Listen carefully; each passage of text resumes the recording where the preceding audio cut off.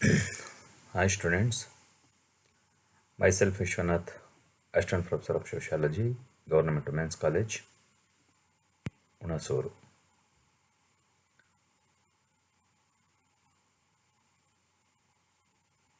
ಈ ದಿನ ಮೊದಲನೇ ಸೆಷನ್ ಸಮಾಜಶಾಸ್ತ್ರ ಅಂದರೆ ಏನು, what is sociology, introduction to sociology. ಇವತ್ತು ಸಮಾಜಶಾಸ್ತ್ರದ ಪರಿಚಯ ಅಂತೇಳಿ ಮಾತಾಡ್ತಿದ್ದೀವಿ. ಇದಕ್ಕೂ ಮೊದಲು ಸಮಾಜಶಾಸ್ತ್ರವನ್ನು ಓದೋದಕ್ಕಿಂತ ಮೊದಲು ಸಮಾಜಶಾಸ್ತ್ರ ಅಂದರೆ ಏನು ಅಂತಕ್ಕಂಥದ್ದನ್ನು ಅರ್ಥ ಮಾಡ್ಕೋಬೇಕಾಗಿರ್ತಕ್ಕಂಥದ್ದು ಮೊದಲು. ನಾನು ಈಗಾಗಲೇ ನಿಮಗೆ ಒಂದು PPT ಕಳಿಸಿದ್ದೆ, career options for sociology major ಅಂತೇಳಿ. ಅಂದರೆ ಸೋಷಿಯಾಲಜಿ ಅನ್ನುವಂಥದ್ದನ್ನು ನಾವು ಮೇಜರಾಗಿ ಓದಿದ್ರೆ ಯಾವ ಥರದ ಕೆರಿಯರ್ ಆಪರ್ಚುನಿಟಿ ಸಿಕ್ಕತ್ತೆ, ಹೇಗೆ ನಾವು ಸಮಾಜದಲ್ಲಿ ಒಂದು ಉದ್ಯೋಗವನ್ನು ಗಳಿಸ್ಬೋದು, ಅದಕ್ಕಿರ್ತಕ್ಕಂಥ ಅವಕಾಶಗಳೇನು ಅಂತಕ್ಕಂಥದ್ರ ಬಗ್ಗೆ ಮೊದಲು ನಮಗೆಲ್ಲರಿಗೂ ಪರಿಚಯ ಆಗಬೇಕು. ನೋಡಿ, ಸೋಷಿಯಾಲಜಿ ಅನ್ನುವಂಥದ್ದು ಆಲ್ ಸೋಷಿಯಲ್ ಸೈನ್ಸ್ಗೆ ಒಂದು ರೀತಿ ಮದರ್ ಸಬ್ಜೆಕ್ಟ್ ಇದ್ದ ಹಾಗೆ ಸೋಷಿಯಾಲಜಿ ಅನ್ನುವಂಥದ್ದು. ಇದು ಎಲ್ಲ ಸಬ್ಜೆಕ್ಟ್ಗಳಿಗಿಂತ ಕಿರಿಯ ವಿಷಯವಾದರೂ ಕೂಡ ಇದು ಇತ್ತೀಚಿನ ದಿನಗಳಲ್ಲಿ ತನ್ನದೇ ಆದಂಥ ವ್ಯಾಪ್ತಿಯನ್ನು ವಿಸ್ತಾರ ಮಾಡ್ಕೊಳ್ತಿರ್ತಕ್ಕಂಥದ್ದು ನಾವು ನೋಡ್ಬೋದು. ಸೋಷಿಯಾಲಜಿ ಅನ್ನುವಂಥದ್ದು ಇವತ್ತಿನ ಪರಿಸ್ಥಿತಿನಲ್ಲಿ ತುಂಬ ಪ್ರಮುಖವಾದಂಥ ಪಾತ್ರವನ್ನು ವಹಿಸ್ತಿರ್ತಕ್ಕಂಥದ್ದನ್ನು ಕೂಡ ನಾವು ಗಮನಿಸ್ಬೋದು. ಸೊ ಹಾಗಾಗಿ ಸೋಷಿಯಾಲಜಿಗೆ ಎರಡೂ ಆಯಾಮಗಳಿದ್ದಾವೆ. ಒಂದು, ಒಬ್ಬ ವ್ಯಕ್ತಿಯ ವ್ಯಕ್ತಿತ್ವದ ನಿರ್ಮಾಣದಲ್ಲಿ ಪ್ರಮುಖ ಪಾತ್ರವನ್ನು ವಹಿಸ್ತಿರ್ತಕ್ಕಂಥದ್ದು. ಮತ್ತೊಂದು, ಸಮಾಜದಲ್ಲಿ ಒಬ್ಬ ವ್ಯಕ್ತಿಗೆ ಒಳ್ಳೆಯ ಅವಕಾಶಗಳನ್ನು ಕಲ್ಪಿಸ್ಕೊಡೋದ್ರ ಮೂಲಕ ಒಬ್ಬ ವ್ಯಕ್ತಿಯ ವೈಯಕ್ತಿಕ ಏಳಿಗೆಗೆ ಅಥವಾ ಪರ್ಸನಾಲಿಟಿ ಡೆವಲಪ್ಮೆಂಟ್ಗೆ ಕೂಡ ಸಹಕರಿಸ್ತಿರ್ತಕ್ಕಂಥದ್ದನ್ನು ನಾವು ಸೋಷಿಯಾಲಜಿಯ ಮೂಲಕ ನಾವು ನೋಡ್ಬೋದು. ಬನ್ನಿ ಹಾಗಾದರೆ ಸೋಷಿಯಾಲಜಿಯಿಂದ ಏನೇನು ನಮಗೆ ಬೆನಿಫಿಟ್ಸ್ ಇದೆ, ಎಲ್ಲೆಲ್ಲ ಅವಕಾಶಗಳಿದ್ದಾವೆ, ಏನು ಮಾಡ್ಬೋದು ಅನ್ನುವಂಥದ್ದು. ಹಾಗೆ ಸೋಷಿಯಾಲಜಿ ಅನ್ನುವಂಥದ್ದು ಒಬ್ಬ ವ್ಯಕ್ತಿಯ ವ್ಯಕ್ತಿತ್ವದ ನಿರ್ಮಾಣವನ್ನು ಮಾಡುವಂಥದ್ದಲ್ಲಿ ಪ್ರಮುಖ ಪಾತ್ರವನ್ನು ವಹಿಸ್ತಿದೆ ಅಂತಕ್ಕಂಥದ್ದು. ಅದನ್ನು ಹೊರತುಪಡಿಸಿ ಇದು ನಮ್ಮ ವೈಯಕ್ತಿಕವಾಗಿ ನಮಗೆ ಅವಕಾಶಗಳನ್ನು ಗಿಟ್ಟಿಸುವಂಥ ನಿಟ್ಟಿನಲ್ಲಿ ಹೇಗೆ ಪ್ರಯತ್ನ ಪಡ್ತಿದೆ ಅಂತೇಳಿ. Areas of work for sociology majors. There are many different jobs available for sociology majors within different areas of work. The following are some industries a sociology major could work in, as well as possible job position. ಇವತ್ತು ಹಲವು ಕ್ಷೇತ್ರಗಳಲ್ಲಿ ಸಮಾಜಶಾಸ್ತ್ರ ಅನ್ನುವಂಥದ್ದು ಹಲವು ಉದ್ಯೋಗಾವಕಾಶಗಳನ್ನು ಕಲ್ಪಿಸಿಕೊಡುವಂಥ ನಿಟ್ಟಿನಲ್ಲಿ ತನ್ನದೇ ಆದಂಥ ಪಾತ್ರ ವಹಿಸ್ತಿರ್ತಕ್ಕಂಥ ನಾವು ನೋಡ್ಬೋದು.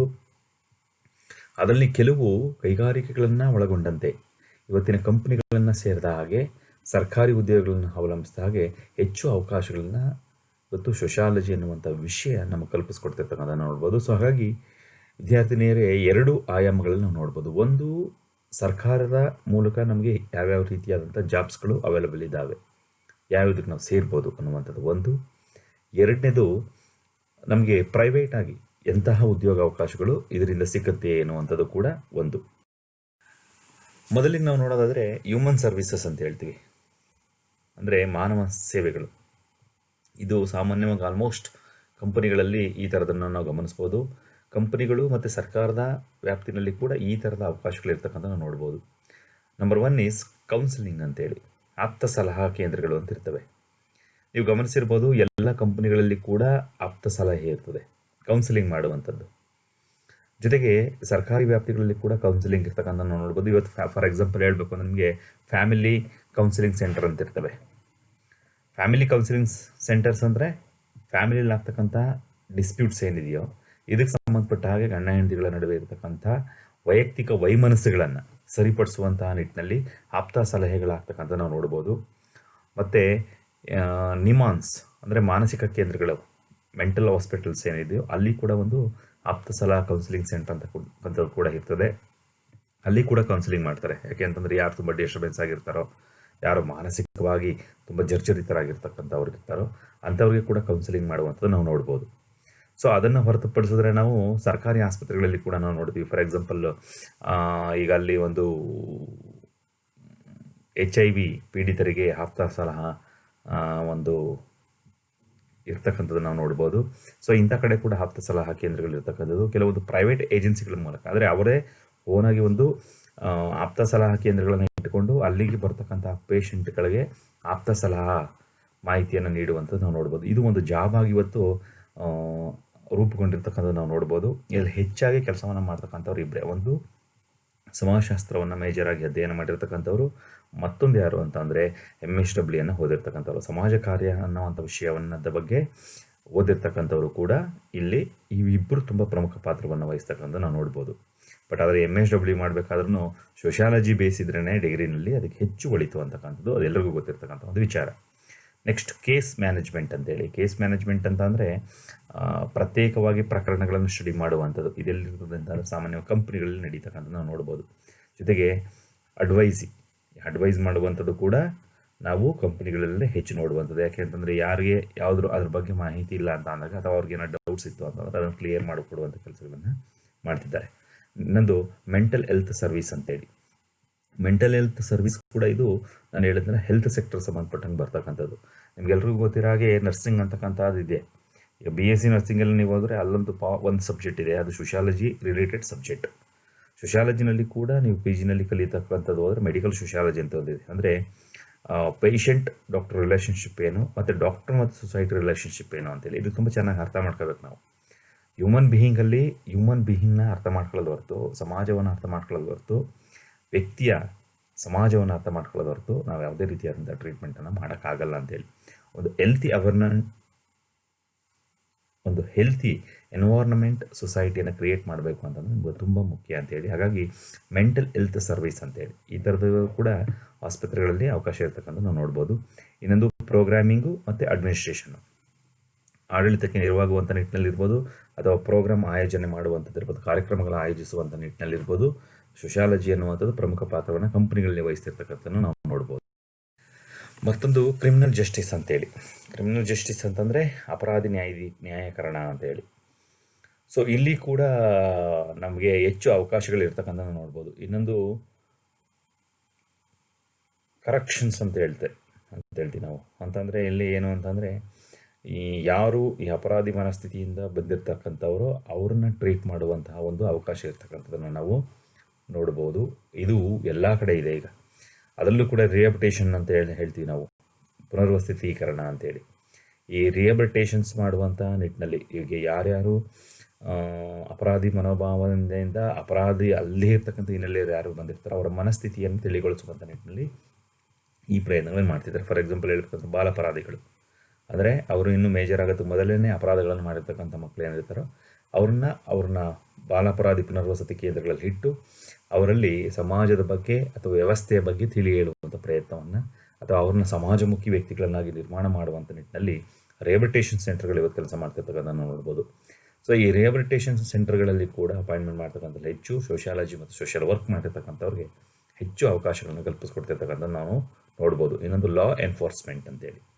ಲಾದಲ್ಲಿ ಕೂಡ ಅಷ್ಟೇ, ಇವತ್ತು ಒಂದು ಲಾ ಕಲಿಬೇಕು ಅಂತಂದರೆ ಅದಕ್ಕೆ ಕೆಲವೊಂದು ಬೇಸಿಕಲಿ ಥಿಯರಿಟಿಕಲ್ ಬೇಸ್ ಇರ್ಬೋದು. ಅದರಲ್ಲಿ ಮೇಜರಾಗಿ ಸೋಷಿಯಾಲಜಿ ಅಂತ ನಾವು ಹೇಳ್ಬೋದು. ಯಾಕೆಂತಂದರೆ ಇವತ್ತು ನೀವೆಲ್ಲ ನೋಡಿದರೆ ಇವತ್ತು ಫ್ಯಾಮಿಲಿ ಕೋರ್ಟ್ಗಳಂತಲೇ ಸಪ್ರೇಟ್ ಮಾಡಿದ್ದಾರೆ. ಈ ಫ್ಯಾಮಿಲಿ ಕೋರ್ಟ್ಗಳನ್ನ ನಾವು ಅರ್ಥ ಮಾಡ್ಕೋಬೇಕು ಅಂದರೆ, ಆ ಕೇಸ್ಗಳನ್ನ ಅರ್ಥ ಮಾಡ್ಕೋಬೇಕು ಅಂದರೆ ಫಸ್ಟ್ ನಮ್ಮ ಸೊಸೈಟಿ ಅರ್ಥ ಆಗಬೇಕು.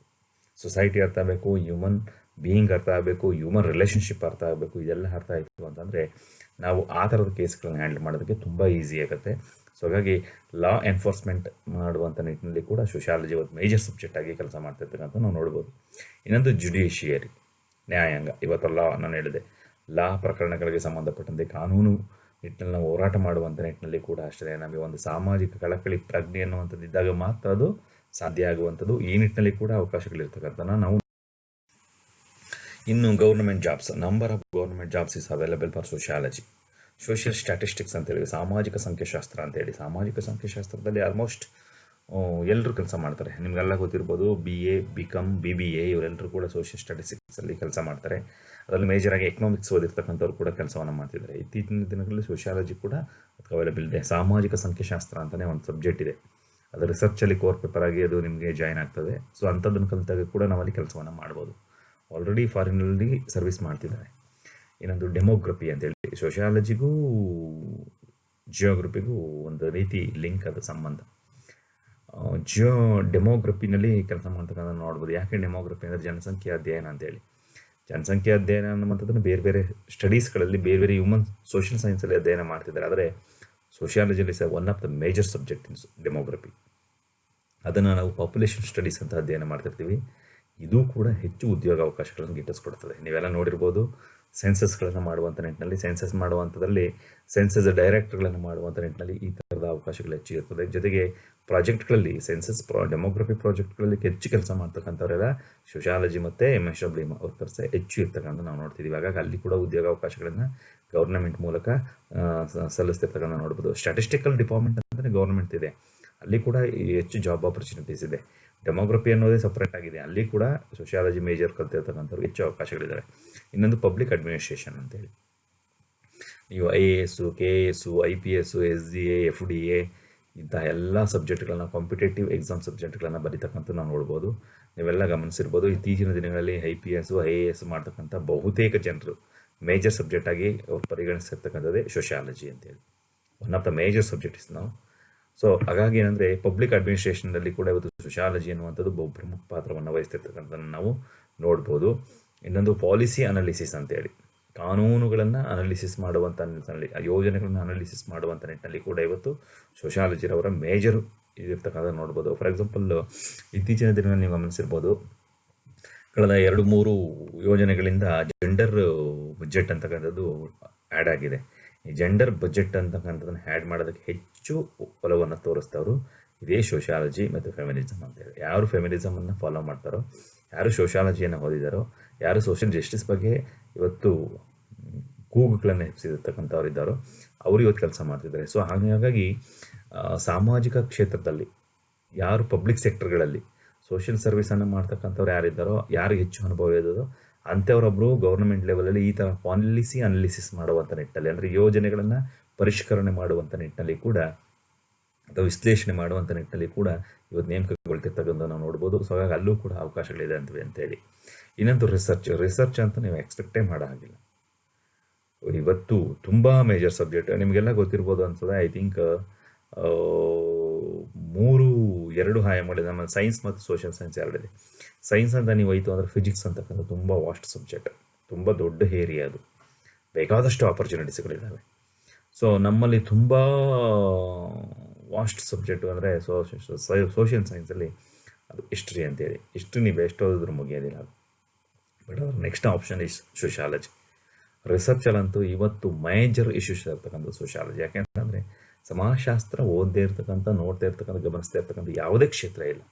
ನಾವು ರಿಲೇಷನ್ಶಿಪ್ಪಿಂದ ಹಿಡಿದು religion, relationship, ಪೊಲಿಟಿಕಲ್ಲು, economic, geography, anthropology, criminology, psychology ಎಲ್ಲ ಕ್ಷೇತ್ರಗಳಿಗೂ ನಾವು ಇವತ್ತು ಕಾಲಿಟ್ಟಾಗೋಯಿತು. ಹಾಗಾಗಿ ತುಂಬ ದೊಡ್ಡ ರಿಸರ್ಚ್ ಇವತ್ತು ಅಂತಲೇ ಹೇಳ್ಬೋದು. ಇವತ್ತೆಲ್ಲ ನಿಮ್ಗೆ ಗಮನಿಸಿರ್ಬೋದು, ಎಲ್ಲ ಪಾಲಿಸಿಗಳ ಹಿಂದೆ ಇವತ್ತು ರಿಸರ್ಚ್ ನಡೀತಿದೆ. ಏನೇ ಆದರೂ ಸೊಸೈಟಿಯಲ್ಲಿ ಏನೇ ಒಂದು ಸಣ್ಣ ಬೆಳವಣಿಗೆ ಅದನ್ನು ಕೂಡ ಅದು ಸಂಶೋಧನೆ ಮೂಲಕವೇ ಇವತ್ತು ಆಗ್ತಿರ್ತಕ್ಕಂಥ ನೋಡ್ಬೋದು.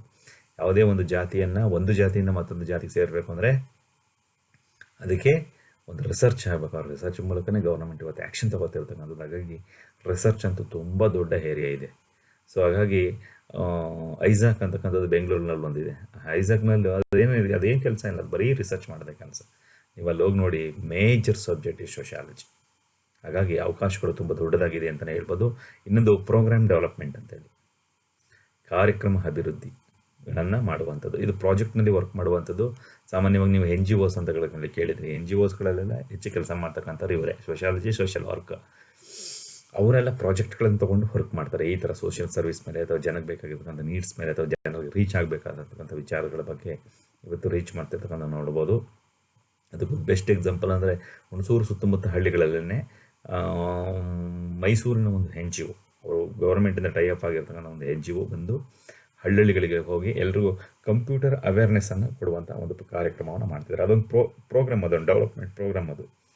ಆ ಪ್ರೋಗ್ರಾಮ್ಗಳನ್ನು ಆಯೋಜಿಸಿ ಅವ್ರಿಗೆಲ್ರಿಗೂ ಹೇಗೆ ಬ್ಯಾಂಕ್ ಹೋಗಬೇಕು, ಬ್ಯಾಂಕ್ನಲ್ಲಿ ಹೇಗೆ ವ್ಯವಹಾರ ಮಾಡಬೇಕು, ನೀವು ಹೇಗೆ ಆಪ್ರೇಟ್ ಮಾಡಬೇಕು, ನಿಮ್ಮ ಟೆಕ್ನಾಲಜಿ ಬಗ್ಗೆ ಅವ್ರಿಗೆ ನಾಲೆಡ್ಜ್ಗಳನ್ನು ಕೊಡುವಂಥ ಕೆಲಸಗಳನ್ನು ಇವತ್ತು ಮಾಡ್ತಿರ್ತಕ್ಕಂಥ ನೋಡ್ಬೋದು. ಅಲ್ಲೆಲ್ಲ ಹೆಚ್ಚು ಅವಕಾಶಗಳಿರ್ತಕ್ಕಂಥ ನಾವು ನೋಡ್ಬೋದು. ಇನ್ನೊಂದು ಹ್ಯೂಮನ್ ಸರ್ವಿಸಸ್ ಬೇಕಾದಷ್ಟಿದೆ ಇವತ್ತು. NGOಗಳಂತ ನೋಡೋದು ಅವೆಲ್ಲ ಹ್ಯೂಮನ್ ಸರ್ವಿಸೇ. ಇವತ್ತು ಓಲ್ಡ್ ಏಜ್ ಹೋಮ್ಸ್ ಇದೆ, ನಿರ್ಗತಿಕ ಆಲಯಗಳಿದ್ದಾವೆ, ಅನಾಥಾಲಯಗಳಿದ್ದಾವೆ, ಚಿಕ್ಕ ಮಕ್ಕಳನ್ನು ಪುನರ್ವಸತೀಕರಣ ಮಾಡುವಂಥ ಕೇಂದ್ರಗಳಿದ್ದಾವೆ. ಇವೆಲ್ಲವೂ ಕೂಡ ಹ್ಯೂಮನ್ ಸರ್ವಿಸಸ್. ಇದನ್ನೆಲ್ಲ ಮಾಡಬೇಕು ಅಂತಂಥವ್ರು ಇವತ್ತು ಹೆಚ್ಚು ತೊಡಗಿಸ್ಕೊಂಡಿರ್ತಕ್ಕಂಥವ್ರು ಯಾರು ಅಂತ ಅಂದರೆ ಅದು ಸೋಷಿಯಾಲಜಿಯನ್ನು ಓದಿರ್ತಕ್ಕಂಥವ್ರು. ನಿಮಗೆ ಬೆಸ್ಟ್ ಎಕ್ಸಾಂಪಲ್ ಅಂತಂದರೆ ಮೈಸೂರಿನಲ್ಲಿ ಒಡನಾಡಿ ಸೇವಾ ಸಂಸ್ಥೆ ಅಂತ ಒಂದು NGO ಇದೆ. ಸೊ ನೀವು ಒಡನಾಡಿಗೆ ಹೋಗಿ, ಶಕ್ತಿಧಾಮಕ್ಕೆ ಹೋಗಿ, ವಿವೇಕಾನಂದ ಗಿರಿಜನ ಕೇಂದ್ರಕ್ಕೆ ಹೋಗಿ, ಅಲ್ಲಿ ಕೂಡ ಎಲ್ಲ ಸೋಷಿಯಾಲಜಿ ಮೇಜರ್ ಓದಿರ್ತಕ್ಕಂಥ ಹೆಚ್ಚು ಜನ ಕೆಲಸ ಮಾಡ್ತಿರ್ತಕ್ಕಂಥ ನಾವು ನೋಡ್ಬೋದು. ಇನ್ನೊಂದು ಸಿಟಿ ಪ್ಲಾನಿಂಗ್ ಅಂತೇಳಿ. City planning means urban planning ಅಂತಲೇ ನಾವು ಹೇಳ್ತೀವಿ. ಅರ್ಬನ್ ಪ್ಲಾನಿಂಗಲ್ಲಿ ಕೂಡ ಇವತ್ತು ಹಿಂದೆ ಯಾರ್ಯಾರೋ ಅದನ್ನು ಯೋಜನೆ ಮಾಡುವಂಥ ಪ್ರಯತ್ನ ಮಾಡ್ತಿದ್ರು, ಬಟ್ ಇಸ್ ಫೈಲ್ವರ್. ಇವತ್ತು ಮಾಡ್ತಿರ್ತಕ್ಕಂಥವ್ರೆಲ್ಲ ಯಾರು ಸೋಷಿಯಾಲಜಿ ಮೇಜರನ್ನು ಕಲ್ತಿರ್ತಕ್ಕಂಥ ಮಕ್ಕಳೇ ಇವತ್ತು ಅದನ್ನು ಮಾಡ್ತಿರ್ತಕ್ಕಂಥ ನಾವು ನೋಡ್ಬೋದು, ಮೇಜರ್ ಸೋಷಿಯಾಲಜಿ. ಯಾಕೆಂದರೆ ಒಂದು ಟೌನ್ ಪ್ಲಾನಿಂಗ್ ಅನ್ನುವಂಥದ್ದನ್ನು ಹೇಗೆ ಮಾಡಬೇಕು, ಏನು ನೀಡ್ಸ್ ಇರಬೇಕು, ಜನರ ನೀಡ್ಸ್ ಏನಿದೆ, ಸೊ ಅದಕ್ಕೆ ಅದು ಹೇಗೆ ಆಯೋಜಿಸಿದ್ರೆ ಅದು ಬೆಸ್ಟ್ ಅಂತಕ್ಕಂತಹ ನಿಟ್ಟಿನಲ್ಲಿ ಇವತ್ತು ಥಿಂಕ್ ಮಾಡ್ತಿರ್ತಕ್ಕಂಥ ನಾವು ನೋಡ್ಬೋದು. ಸೊ ಹಾಗಾಗಿ ಅರ್ಬನ್ ಥಿಯರೀಸು, ಅರ್ಬನ್ ಪ್ಲಾನಿಂಗ್ಸ್ ಎಲ್ಲವೂ ಕೂಡ ಇವತ್ತು ಆಯೋಜನೆಗೊಳ್ತಿರ್ತಕ್ಕಂಥದ್ದು ಸೋಷಿಯಾಲಜಿ ಮೇಜರಿಂದನೇ. ಯಾಕೆಂದರೆ ನಮ್ಮದು ಅರ್ಬನ್ ಸೋಷಿಯಾಲಜಿ ಅಂತಲೇ ಒಂದು ಪೇಪರ್ ಇದೆ, ನಗರ ಸಮಾಜಶಾಸ್ತ್ರ ಅಂತೇಳಿ. ಅದು ನಾವೆಲ್ಲವನ್ನು ಡೀಲ್ ಮಾಡ್ತೀವಿ. ಅದರ ಸಮಸ್ಯೆಗಳೇನು, ಅದನ್ನು ಹೇಗೆ ಪರಿಹರಿಸಬೇಕು, ಇರ್ತಕ್ಕಂಥದ್ದೇನು, ಸ್ಟ್ರಕ್ಚರ್ ಏನಾಗ್ತಿದೆ, ಯಾವ ದಿಕ್ಕಿನ ಸಾಗ್ತಿದೆ, ಮಾಡ್ತಿರ್ತಕ್ಕಂಥ ಪಾಲಿಸಿ ಸರಿಯಾ ತಪ್ಪು, ಇದ್ರ ಬಗ್ಗೆ ಎಲ್ಲ ಕೂಡ ಡಿಸ್ಕಷನ್ ಮಾಡ್ತಿರ್ತಕ್ಕಂಥದ್ದನ್ನು ನಾವು ಸೋಷಿಯಾಲಜಿನಲ್ಲಿ ನಾವು ನೋಡೋದಕ್ಕೆ ಸಾಧ್ಯ ಇರತಕ್ಕಂಥದ್ದು ನಾವು ನೋಡ್ಬೋದು. ಇನ್ನೊಂದು ಲಾ ಎನ್ಫೋರ್ಸ್ಮೆಂಟ್ ಅಂತ ಏನೇ, ಯಾವ ಲಾ ಓದ್ತಿರೋ, ಲಾ ಕಲಿಯುವಂಥವ್ರಿಗೆ ಈಸಿ, BA LLB ಮಾಡುವಂಥವ್ರು ಅವ್ರಿಗೆ ಹೆಚ್ಚು ಅವಕಾಶಗಳಿರ್ತಕ್ಕಂಥ ನಾವು ನೋಡ್ಬೋದು. ಇನ್ನೊಂದು ಸೋಷಿಯಲ್ ಸೈನ್ಸ್ ರಿಸರ್ಚ್ ಅಂತ, ಸಾಮಾಜಿಕ ವಿಜ್ಞಾನ ಸಂಶೋಧನಾ ಕ್ಷೇತ್ರದಲ್ಲಿ ಕೂಡ ಹೆಚ್ಚು ಅವಕಾಶಗಳಿರ್ತಕ್ಕಂಥ ನಾವು ನೋಡ್ತಾ ಹೋಗ್ತೀವಿ. ಒಂದು ರಿಸರ್ಚನ್ನು ಆಲ್ರೆಡಿ ಹೇಳಿದ್ದೀನಿ. ರಿಸರ್ಚ್ ಅದಂತ ಇವತ್ತು ಬೇಕಾದಷ್ಟು ವರ್ಕ್ ಇದೆ. ಇವತ್ತು ಒಳ್ಳೆ ಭಾರತವನ್ನು ಸೇರಿದ ಹಾಗೆ ಪಾಶ್ಚಿಮಾತ್ಯ ರಾಷ್ಟ್ರಗಳಲ್ಲಿ ಕೂಡ ಸಂಶೋಧನೆಯನ್ನು ಮಾಡುವಂಥ ನಿಟ್ಟಿನಲ್ಲಿ ಇವತ್ತು ತುಂಬ ಮೇಜರ್ ವರ್ಕ್ ಇರ್ತಕ್ಕಂಥದ್ದನ್ನು ನಾವು ನೋಡ್ಬೋದು. ಎಂತಹ ರಿಸರ್ಚು ಎಂತೆಂತಹ ಒಂದು ಅವಕಾಶಗಳನ್ನು ಕಲ್ಪಿಸ್ಕೊಟ್ಟಿದೆ ಅಂತಂದರೆ ಅದು ಹೇಳೋದಕ್ಕೆ ಸಾಧ್ಯ. ಅದನ್ನು ನೆಕ್ಸ್ಟ್ ಕ್ಲಾಸಲ್ಲಿ ನಾನು ಡೀಲ್ ಮಾಡ್ತೀನಿ, ಅದನ್ನು ರಿಸರ್ಚ್ ಅಂತಕ್ಕಂಥದ್ದು ಏನು ಅಂತೇಳಿ. ನಿಮಗೊಂದು ಪೇಪರ್ ಇದೆ, ಅಲ್ಲ ಡೀಲ್ ಮಾಡೋಣ. ಇನ್ನೊಂದು ಡೇಟಾ ಅನಾಲಿಸಿಸ್ ಅಂತೇಳಿ, ಅಂದರೆ ಮಾಹಿತಿ ವಿಶ್ಲೇಷಣೆಯನ್ನು ಮಾಡುವಂಥದ್ದು. ಇದನ್ನು ಕೂಡ ಈ ನಿಟ್ಟಿನಲ್ಲಿ ಕೂಡ ನಾವು ಮಾಡ್ಬೋದು. ಇದು ಕಂಪ್ನಿಗಳನ್ನ ಹೇಳಿದ NGOಗಳು, ಕಂಪನಿಗಳು, ಗೌರ್ಮೆಂಟ್ ಸೆಕ್ಟರ್ಗಳು, ಗೌರ್ಮೆಂಟ್ ಕೆಲವೊಂದು ರಿಸರ್ಚ್ ಸೆಂಟರ್ಗಳಲ್ಲೆಲ್ಲ ಕೂಡ ಈ ಡೇಟಾ ಅನಾಲಿಸಿಸ್ ಮಾಡುವಂಥ ನಿಟ್ಟಿನಲ್ಲಿ ಸೋಷಿಯಾಲಜಿ ಮೇಜರ್ ಇರ್ತಕ್ಕಂಥ ಹೆಚ್ಚು ಕೆಲಸ ಮಾಡ್ತಿದ್ದಾರೆ. ಇನ್ನು ಡೆಮೋಗ್ರಫಿ ಬಗ್ಗೆ ಹೇಳಾಗೆಲ್ಲ ಜನಸಂಖ್ಯಾ ಅಧ್ಯಯನ ಅಂತ ಒಂದು ಪೇಪರೇ ಇದೆ ನಮ್ಮಲ್ಲಿ, ನಾವು ಅಲ್ಲೆಲ್ಲವನ್ನು ಡೀಲ್ ಮಾಡ್ತೀವಿ. ಜನನ, ಮರಣ, ವಿವಾಹ ನೋಂದಣಿ, ಪಾಪ್ಯುಲೇಷನ್ ಇನ್ಕ್ರೀಸ್ ಆಗಬೇಕಾದ್ರೆ ಏನು ಮಾಡಬೇಕು, ಡಿಕ್ರೀಸ್ ಆಗಬೇಕಾದ್ರೆ ಏನು ಮಾಡಬೇಕು, ನಾವು ಶಿಶುಹತ್ಯೆಯನ್ನು ಹೇಗೆ ತಡಿಬೇಕು, ಅಥವಾ ಒಂದು ವರದಕ್ಷಿಣೆ ಅನ್ನೋದು ಹೇಗೆ ಡೆಮೋಗ್ರಫಿ ಮೇಲೆ ಪ್ರಭಾವವನ್ನು ಬೀರ್ತಾ ಹೋಗ್ತಿದೆ, ಈ ಥರದ 10 ಹಲವು ಆಯಾಮಗಳನ್ನು ನಾವು ಜನಸಂಖ್ಯೆ ಅಧ್ಯಯನದಲ್ಲಿ ಇವತ್ತು ರಿಸರ್ಚ್ ಮಾಡ್ತಿರ್ತಾರೆ ನಾವು ನೋಡ್ಬೋದು. ಡೆಮೋಗ್ರಫಿ ಅನ್ನುವಂಥ ಒಂದು ಇದೆ ಗೌರ್ಮೆಂಟ್ ಸೆಕ್ಟರ್ ಇದೆ ಅಲ್ಲಿ ಕೆಲಸ ಮಾಡುವಂಥದ್ದು. ಆ ನಿಟ್ಟಿನಲ್ಲಿ ಕೂಡ ಇವತ್ತು ಹೆಚ್ಚು ಜನ ಗೌರ್ಮೆಂಟ್ ಉದ್ಯೋಗಗಳನ್ನು ಕಲಿಸ್ತಿರ್ತಕ್ಕಂಥ ನೋಡ್ಬೋದು. ಇನ್ನೊಂದು ಮಾರ್ಕೆಟ್ ರಿಸರ್ಚ್ ಅಂತೇಳಿ. ಮಾರ್ಕೆಟ್ ರಿಸರ್ಚ್ 2 ಥರ ಇದೆ. ಮಾರ್ಕೆಟಿಂಗ್ ಮಾಡೋದೇ ಬೇರೆ, ಮಾರ್ಕೆಟಿಂಗ್ ಮಾಡೋದ್ರಲ್ಲಿ ಕಾಮರ್ಸ್ ಅವರು, ಮ್ಯಾನೇಜ್ಮೆಂಟ್ ಅವರು ಅದು ಮಾರ್ಕೆಟಿಂಗ್ ಮಾಡ್ತಾರೆ. ಬಟ್ ಆದರೆ ಮಾರ್ಕೆಟ್ ರಿಸರ್ಚಲ್ಲಿ ನಾವು ಕೂಡ ಅದನ್ನು ಮಾಡ್ತಿದ್ದೀವಿ. ಟ್ರೆಂಡಿಂಗ್ ಅವು ಒಂದು ಮಾರ್ಕೆಟ್ ಅನ್ನುವಂಥದ್ದು ಹೇಗೆ ಒಂದು ಸಮಾಜಕ್ಕೆ ಪೂರಕವಾಗಿ, ಅಭಿವೃದ್ಧಿಗೆ ಪೂರಕವಾಗಿ ಕೆಲಸವನ್ನು ಮಾಡ್ತಿದೆ, ಅದರ ನೇಚರ್ ಏನು, ಅದು ಜನರಿಗೆ ಯಾವ ರೀತಿಯ ಅವಕಾಶಗಳನ್ನು ಕಲ್ಪಿಸ್ಕೊಡ್ತಿದೆ ಅಂತೇಳಿ. ಹಾಗಾಗಿ ಹ್ಯೂಮನ್ ಬೀಯಿಂಗ್ ನೇಚರ್ನಲ್ಲಿ ಮಾರ್ಕೆಟ್ ರಿಸರ್ಚ್ ಬಗ್ಗೆ ಹೆಚ್ಚು ನಮ್ಮಲ್ಲೂ ಕೂಡ ಅಧ್ಯಯನ ಆಗ್ತಿತ್ತು ಅಂತ ನೋಡೋದು. ಯಾಕೆಂತಂದರೆ ಒಂದು ಸಮಾಜ ಪರಿವರ್ತನೆ ಅಂತ ಸಾಕ್ತಿದೆ ಅಂದರೆ ಯಾವುದಾದ್ರು ಒಂದು ಫ್ಯಾಕ್ಟರ್ ಇಂಫ್ಯಾಕ್ಟ್ ಆಗಿರಬೇಕು, ಅದಕ್ಕೆ ಯಾವುದಾದ್ರು ಒಂದು ಫ್ಯಾಕ್ಟರು ಅದ್ರ ಮೇಲೆ ಇಂಫ್ಯಾಕ್ಟ್ ಆಗಿರಲೇಬೇಕು. ಹಾಗಾಗಿ ಎಷ್ಟೋ ಸಲ ಏನಾಗುತ್ತೆ ಅಂದರೆ ಈ ವ್ಯಾಪಾರೀಕರಣ ಅನ್ನೋದೇ ಕೂಡ ಜನಸಂಖ್ಯೆಯ ಬದಲಾವಣೆಗೆ, ವೇರಿಯೇಷನ್ಗೆ ಕೂಡ ಕಾರಣ ಆಗಬಹುದು. ಸೊ ಆ ನಿಟ್ಟಿನಲ್ಲಿ ಕೂಡ ಮಾರ್ಕೆಟ್ ರಿಸರ್ಚನ್ನು ಕೂಡ ನಮ್ಮಲ್ಲಿ ಮಾಡ್ತಿದ್ದಾರೆ.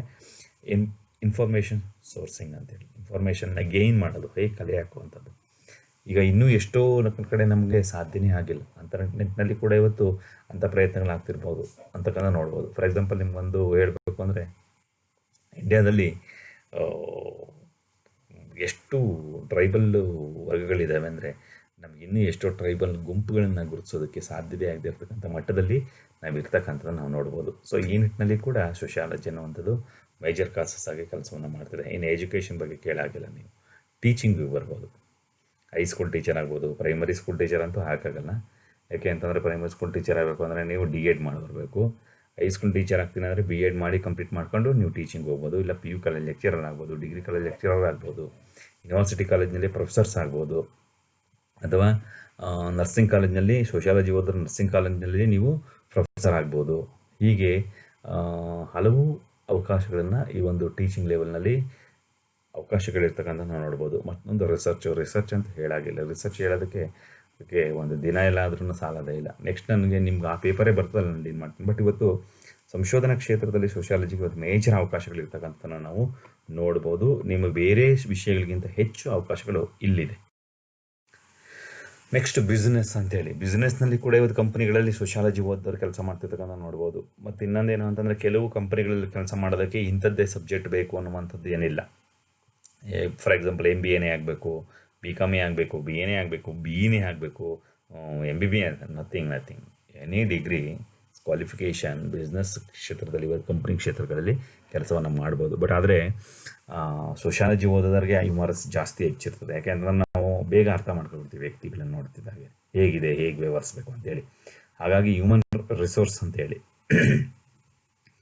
ಮಾನವ ಅಭಿವೃದ್ಧಿ ಅಂತೇಳಿ, ಹ್ಯೂಮನ್ ರಿಸೋರ್ಸ್ ಡೆವಲಪ್ಮೆಂಟ್ ಅಂತಲೇ ಒಂದು ಕಂಪ್ನಿಗಳಿರ್ತದೆ. ಅಲ್ಲಿ ಇವತ್ತು ಹೆಚ್ಚು ಜನರನ್ನ ಅವರ ಅಪಾಯಿಂಟ್ಮೆಂಟ್ ಮಾಡ್ಕೊಡ್ತಿರ್ತಕ್ಕಂಥ ನಾವು ನೋಡ್ಬೋದು. ಇನ್ನೊಂದು ಮ್ಯಾನೇಜ್ಮೆಂಟ್ ಸೆಕ್ಟರನ್ನೇ ಕೂಡ ಸೋಷಿಯಾಲಜಿ ಓದೋರಿದ್ದಾರೆ, ಸೇಲ್ಸಲ್ಲಿದ್ದಾರೆ, ಮಾರ್ಕೆಟಿಂಗ್ಲಿದ್ದಾರೆ, ಪಬ್ಲಿಕ್ ರಿಲೇಷನ್ಶಿಪ್ ಆಫೀಸರ್ ಕೆಲಸವನ್ನು ಮಾಡ್ತಿದ್ದಾರೆ.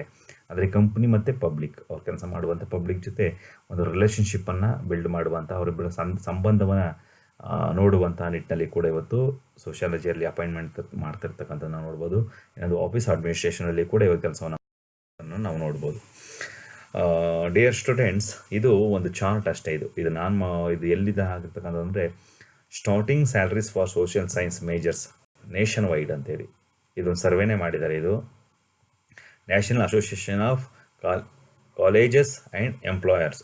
All data are for bachelor degree level graduates. ಅಂದರೆ ಒಂದು ಮಿನಿಮಮ್ ಡಿಗ್ರಿಯನ್ನು, ಸೋಷಿಯಾಲಜಿ ಡಿಗ್ರಿಯನ್ನು ಅಥವಾ ಎನಿ ಡಿಗ್ರಿಯನ್ನು ಕಲಿಸ್ತಂಥವ್ರಿಗೆ ನೇಷನ್ ವೈಡ್ ಇರ್ತಕ್ಕಂಥ ಸ್ಯಾಲ್ರಿ ಒಂದು ಸ್ಟ್ರಾಟಜಿ ಸಿಕ್ಕಿದೆ. ಇದು 14ರದ್ದು. ಇದು ನೀವು ನೋಡ್ತಿರ್ಬೋದು. ಅಲ್ಲಿ ಮೇಜರ್ ಸಬ್ಜೆಕ್ಟ್ ಅಂದರೆ ಎಕನಾಮಿಕ್ಸ್ ಇದೆ, ಇಂಟರ್ನ್ಯಾಷನಲ್ ರಿಲೇಷನ್ಸ್ ಇದೆ, ಪೊಲಿಟಿಕಲ್ ಸೈನ್ಸ್ ಇದೆ, ಸೋಷಿಯಾಲಜಿ ಇದೆ, ಸೈಕಾಲಜಿ ಇದೆ, ಸೋಷಿಯಲ್ ವರ್ಕ್ ಇದೆ. ಇದು ಮೇಜರ್ ಸಮಾಜದ ಜೊತೆ ಒಂದು ಸಂಬಂಧವನ್ನು ಇಟ್ಕೊಂಡಿರ್ತಕ್ಕಂಥ ಸೈನ್ಸ್ ಇದು. ಅದರಲ್ಲಿ ಸೋಷಿಯಾಲಜಿ ಓದೋರಿಗೆ ನೀವು ಸಂಬಳವನ್ನು ನೋಡಿರ್ಬೋದು. ಮೊದಲಿಗೆ ಪ್ರೈಮರಿ ಪರ್ಸೆಂಟೇಜು ಮೀಡಿಯನ್ನು 75%, ಹೈಯೆಸ್ಟ್ ಹೇಗಿದೆ ಅಂತೇಳಿ ನೀವು ಅಲ್ಲೆಲ್ಲ ನೋಡ್ತಾ ಇದ್ದರೆ sociology is one of the major subject. ಅಂದರೆ ನಮಗೆ ಆದಾಯವನ್ನು ತಂದು ಕೊಡುವಂಥ ಮೂಲ ಇದೆ. ಎಷ್ಟು? $47.669 ಇವತ್ತು ಸಂಪಾದನೆ ಮಾಡ್ತಿದ್ದಾರೆ ಥ್ರೂಔಟ್ ನೇಷನ್ ವೈಡ್. ಅಷ್ಟು ಸ್ಯಾಲ್ರಿಯನ್ನು ಪಡ್ಕೊಳ್ಳುವಷ್ಟು ಸಾಮರ್ಥ್ಯ ಸೋಷಿಯಾಲಜಿ ಮೇಜರನ್ನು ಕಲಿತಂಥ ವಿದ್ಯಾರ್ಥಿಗಳಿಗಿದೆ. ಅಂದರೆ ಯಾವಾಗ ನೀವು ಒಂದು ಶಾಸ್ತ್ರವನ್ನು ಪರಿಪೂರ್ಣವಾಗಿ ಅರ್ಥ ಮಾಡಿಕೊಂಡು ನೀವು ಸಮಾಜದಲ್ಲಿ ವ್ಯವಹರಿಸುವಂಥ ಸಾಮರ್ಥ್ಯವನ್ನು ಖಂಡಿತ ಪಡ್ಕೊಂಡ್ರೆ ನಾವು ಮಾಡ್ಬೋದು. ನಮಗೆ ಗೌರ್ಮೆಂಟ್ ಜಾಬೇ ಬೇಕು ಅನ್ನುವಂಥದ್ದು ಏನಿಲ್ಲ. ಸೋಷಿಯಾಲಜಿ ಮಕ್ಕಳನ್ನ ಕಲಿತವ್ರಿಗೆ ನಾವು ಸೋಷಿಯಲ್ ಸರ್ವಿಸನ್ನು ಮಾಡ್ಬೋದು, ನಿಮ್ಮದೇ ಒಂದು NGO ಕ್ರಿಯೇಟ್ ಮಾಡ್ಬೋದು, ನೀವು ಜನಕ್ಕೆ ಉದ್ಯೋಗ ಕೊಡ್ಬೋದು. ಏನಿಲ್ಲ ಅಂತಂದ್ರೂ ಒಂದು ಒಳ್ಳೆಯ ಸಮಾಜವನ್ನು ಕಟ್ಟೋದ್ರಲ್ಲಿ ನಾವು ಯಾವತ್ತೂ ಹಿಂದೆ ಸರಿಯಲ್ಲ. ಆದರೆ ಏನು ಅಂತಂದರೆ ಇದರ ಅರ್ಥ ಮಾಡ್ಕೋಬೇಕಾಗಿರೋದಿಷ್ಟೇ, ನಾವು ಹೇಗೆ ಅದನ್ನು ಬಳಸಬೇಕು ಅನ್ನುವಂಥದ್ದು ನಮಗೆ ಗೊತ್ತಿರಬೇಕು. ಹಾಗಾಗಿ ಸೋಷಿಯಾಲಜಿ ಅನ್ನುವಂಥದ್ದು is big opportunities for everyone. ಎಲ್ರಿಗೂ ಒಂದು ಒಳ್ಳೆಯ ಆಪರ್ಚುನಿಟೀಸನ್ನು ಕೊಡುವಂಥ ನಾವು ನೋಡ್ಬೋದು. Dear students, please listen year. Proposed syllabus within effective from 2017 to 18 ಇದು ಎಫೆಕ್ಟ್ ಆಗಿದೆ. ನಿಮಗೆಲ್ರಿಗೂ ಈಗ CBCS ಸಿಸ್ಟಮ್ ಬಂದಿದೆ, ಚಾಯ್ಸ್ ಬೇಸ್ಡ್ ಕ್ರೆಡಿಟ್ ಸಿಸ್ಟಮ್ ಅಂತೇಳಿ ಸಿಸ್ಟಮ್ ಬಂದಿದೆ ಸೆಮಿಸ್ಟರ್ನಲ್ಲಿ. ಅದಕ್ಕೆ ಸಂಬಂಧಪಟ್ಟಂಗೆ ಪೇಪರ್ಗಳನ್ನು ಇಟ್ಟಿದ್ದಾರೆ. ನೀವು ಏನೇನು ಪೇಪರ್ಗಳನ್ನು ಕಲಿತೀರಿ ಅಂತೇಳಿ, ನೀವು ಮೊದಲನೇ ಸೆಮಿಸ್ಟರ್ನಲ್ಲಿ ಕಲಿಯುವಂಥದ್ದು ಇಂಟ್ರೊಡಕ್ಷನ್ ಟು ಸೋಷಿಯಾಲಜಿ ಅಂತೇಳಿ, ಸೆಕೆಂಡ್ ಸೆಮಿಸ್ಟರ್ನಲ್ಲಿ ನೀವು ಕಲಿತಕ್ಕಂಥದ್ದು ಫೌಂಡೇಶನ್ಸ್ ಆಫ್ ಸೋಷಿಯಾಲಜಿ ಅಂತೇಳಿ, ಸಮಾಜಶಾಸ್ತ್ರದ ಮೂಲಾಧಾರ ಅಂತೇಳಿ. ಥರ್ಡ್ ಸೆಮಿಸ್ಟರ್ನಲ್ಲಿ ನೀವು ಕಲಿತೀರಾ ಅದೇನೆಂದರೆ ಸ್ಟಡಿ ಆಫ್ ಇಂಡಿಯನ್ ಸೊಸೈಟಿ ಅಂತೇಳಿ, ಭಾರತೀಯ ಸಮಾಜದ ಅಧ್ಯಯನ. ಫೋರ್ತ್ ಸೆಮಿಸ್ಟರ್ ಭಾರತೀಯ ಸಮಾಜದ ಅಧ್ಯಯನ ನೀವು ಕಲಿತೀರಾ. ಇನ್ನು ಫಿಫ್ತ್ ಸೆಮ್ನಲ್ಲಿ ಬಂತು ಅಂತಂದರೆ ನಿಮ್ಗೆ ಆಪ್ಷನ್ಸ್ ಇದೆ. ಇಲ್ಲಿ ನೀವು ನೋಡ್ಬೋದು, ರೂರಲ್ ಸೊಸೈಟಿ ಆ್ಯಂಡ್ ರಿಕನ್ಸ್ಟ್ರಕ್ಷನ್ ಅಂತಕ್ಕಂಥದ್ದು ಒಂದು ಪೇಪರ್ ಇರ್ತದೆ. ಪಾಪ್ಯುಲೇಷನ್ ಸ್ಟಡೀಸ್ ಇನ್ ಇಂಡಿಯಾ ಅಂತೇಳಿ, ಭಾರತದಲ್ಲಿ ಜನಸಂಖ್ಯೆ ಅಧ್ಯಯನ ಶಾಸ್ತ್ರ ಅಂತೇಳಿ. First paper rural society and reconstruction, ಗ್ರಾಮೀಣ ಸಮಾಜ ಮತ್ತು ಪುನರ್ನಿರ್ಮಾಣ ಅಂತೇಳಿ ಇದರ ಟೈಟ್ಲು. ಇನ್ನೊಂದು ಮೆಡಿಕಲ್ ಸೋಷಿಯಾಲಜಿ ಅಂತೇಳಿ, ವೈದ್ಯಕೀಯ ಸಮಾಜಶಾಸ್ತ್ರ ಅಂತೇಳಿ 3 ಪೇಪರ್ ಇರ್ತದೆ. ಈ 3ರಲ್ಲಿ ನಿಮ್ಮೆಲ್ಲರಿಗೂ ಯಾವುದ್ರ ಬಗ್ಗೆ ಹೆಚ್ಚು ಆಸಕ್ತಿ ಇರ್ತದೋ ಅದನ್ನು ಒಂದು ಪೇಪರನ್ನು ಕಲಿಬೋದು. ಇನ್ನು ಜನರಲ್ ಎಲೆಕ್ಟಿವ್ ಅಂತ ಒಂದು ಪೇಪರ್ ಇದೆ, ಅಂದರೆ ಬೇರೆ ಅದರ್ ಸ್ಟೂಡೆಂಟ್ಸ್ಗೆ ಅದು ಜೆಂಡರ್ ಜಸ್ಟಿಸ್ ಅಂತ ಒಂದು ಪೇಪರ್ ಇರ್ತಕ್ಕಂಥದ್ದು ನಾವು ನೋಡ್ಬೋದು. ನೆಕ್ಸ್ಟ್ 6th ಸೆಮಲ್ಲಿ ನೀವು ಕಲಿಯುತ್ತೆ ಕಾಂಟೆಂಪರರಿ ಸೋಷಿಯಲ್ ಪ್ರಾಬ್ಲಮ್ ಅಂತೇಳಿ, ಸಾಮಾಜಿಕ ಸಮಸ್ಯೆಗಳು, ಪ್ರಸ್ತುತದಲ್ಲಿ ಸಾಮಾಜಿಕ ಸಮಸ್ಯೆಗಳು ಅಂತ ಒಂದು ಪೇಪರು. ಸೋಷಿಯಾಲಜಿ ಆಫ್ ಜೆಂಡರ್ ಅಂತೇಳಿ, ಅಂದರೆ ಸಮಾಜಶಾಸ್ತ್ರ ಮತ್ತು ಮಹಿಳೆ ಅಂತೇಳಿ. ಇನ್ನೊಂದು ರಿಸರ್ಚ್ ಮೆಥಡ್ಸ್ ಇನ್ ಸೋಷಿಯಾಲಜಿ ಅಂತೇಳಿ, ಸಮಾಜಶಾಸ್ತ್ರದಲ್ಲಿ ಸಾಮಾಜಿಕ ಸಂಶೋಧನೆ ಅಂತೇಳಿ ಒಂದು ಪೇಪರ್ ಇರ್ತದೆ. ಈ 3 ಪೇಪರಲ್ಲಿ ಯಾವ್ದಾದ್ರು ಒಂದು ಪೇಪರನ್ನು ನೀವು ಕಲಿಬೋದು. ಇನ್ನು other sociology without sociology students, sociology ಅಲ್ಲದೆ ಇರ್ತಕ್ಕಂಥ ಬೇರೆ ಸ್ಟೂಡೆಂಟ್ಸ್ಗಳಿಗೆ ಸೋಷಿಯಾಲಜಿ ಆಫ್ ಮೀಡಿಯಾ ಅಂತಕ್ಕಂಥ ಒಂದು ಪೇಪರ್ನ ಕಲಿತಾರೆ. ಸೊ ಇದಿಷ್ಟು ಪೇಪರ್ಗಳಿದೆ. ಒಂದು ಬಿ ಎ ಸಮಾಜಶಾಸ್ತ್ರದಲ್ಲಿ ನೀವು ಇಷ್ಟು ಪೇಪರ್ಗಳನ್ನು ಓದ್ತೀರಾ. ಸೊ ನೆಕ್ಸ್ಟ್ ಕ್ಲಾಸ್ ಸೆಕೆಂಡ್ ಸೆಷನ್ನಲ್ಲಿ ನಾನು ನಿಮಗೆ